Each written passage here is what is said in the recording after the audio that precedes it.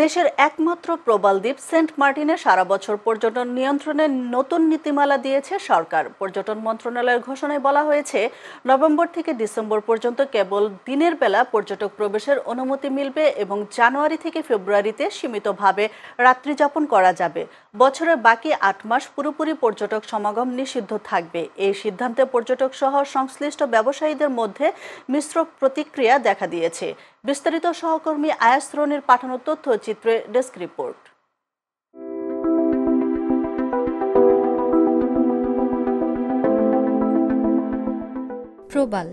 প্রবাল প্রাচীর আর অনন্য প্রকৃতির সৌন্দর্যে ভরপুর সেন্ট মার্টিন দ্বীপ দেশের পর্যটনের একটি বড় আকর্ষণ।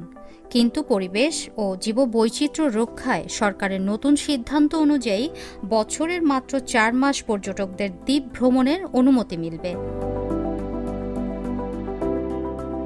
তবে এই সিদ্ধান্তে ক্ষতিগ্রস্ত হচ্ছেন পর্যটন ব্যবসায়ীরা। হোটেল মোটেল মালিক, নৌ পরিবহন ব্যবসায়ী ও স্থানীয় দোকানিরা বলছেন, রাত্রিযাপন নিষিদ্ধ থাকলে পর্যটন শিল্প বড় ধাক্কা খাবে। তুলনামূলকভাবে আমাদের গত ২ বছর পর্যটকরা সেন্ট মার্টিনের রাত্রিযাপন তথায় গমন করতে না পারায় হতাশ হয়ে আমাদের পর্যটন শিল্পের অনেক ক্ষতি হয়েছে। কেন নয়, নভেম্বর ডিসেম্বর এই রাজধানীকে জাতীয় পর্যায়ে অর্থনীতির একটা ভূমিকা রাখার ক্ষেত্রে আমাদের প্রতি নভেম্বর থেকে ফেব্রুয়ারি পর্যন্ত রাত্রিযাপন অনুমতি প্রদান করা। আমরা মনে করি যারা পর্যটক একজন উদ্যোক্তা হিসেবে, যে এখানে যদি উন্মুক্ত করে দেওয়া হয়, আসলে ৪ মাস যে পর্যটন সিজনটা পর্যটকের আসা যাওয়া এবং থাকার জন্য মুক্ত করে দেওয়া হয়, আমার মনে হয় কক্সবাজারের পর্যটন শিল্পটা আরো বেশি সমৃদ্ধি লাভ করবে। সাম্প্রতিক সময়ে আরাকান আর্মির অস্থিতিশীলতায় টেকনাফ থেকে জাহাজ চলাচল বন্ধ থাকলেও কক্সবাজার ও ইনানি থেকে সীমিত আকারে জাহাজ চালু রয়েছে।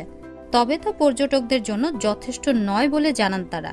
ওখানে যাইতে পারলে ভালো লাগতো, কিন্তু আসলে ওই রকম ভাবে আমাদের সুযোগ নাই, সময় নাই, সেজন্য আমরা যেতে পারতেছি না। এই জন্য আমাদের একটু মন খারাপ। পরবর্তীতে যখন আবার আসবো তখন চেষ্টা করবো যে ওইখানে যেন আমরা যেতে পারি। আপনার বিভিন্ন সময় বিভিন্ন বাধ্যবাধকতার কারণে আমরা ট্যুরিস্ট এই শিল্পটাকে কাজে লাগাইতে পারি না। এই যে আমরা ট্যুরিস্ট দেশের বিভিন্ন প্রান্ত থেকে আসে, এই যে এখন যাইতে পারতেছি না সেন্ট মার্টিন, এটা আমাদের আক্ষেপ ছাড়া আর কিছু না। সেন্ট মার্টিনের বিষয়টা, সেন্ট মার্টিন যদি থাকতো অনেক ভালো লাগতো, কারণ সেন্ট মার্টিনটা বন্ধ হওয়াতে পর্যটকদের অনেক প্রবলেম হচ্ছে। সেন্ট মার্টিন অনেক সুন্দর, সেখানে যেতে পারলে খুব ভালো লাগতো।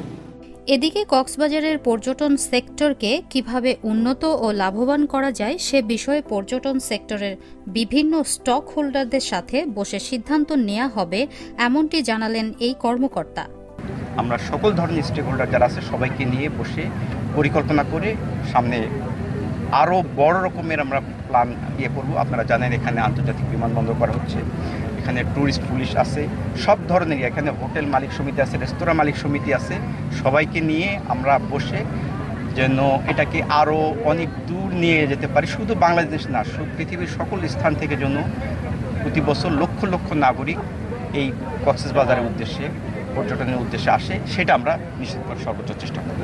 সেন্ট মার্টিনে পর্যটন সীমিতকরণের এই সিদ্ধান্তে যেমন পরিবেশ সুরক্ষার আশা দেখছেন অনেকে, তেমনি ব্যবসায়ীদের মধ্যে শঙ্কা তৈরি হয়েছে। পর্যটক বান্ধব সমাধানই পারে দেশের একমাত্র প্রবাল দ্বীপকে রক্ষা করতে এবং পর্যটন শিল্পকে টিকিয়ে রাখতে। Channel S news desk.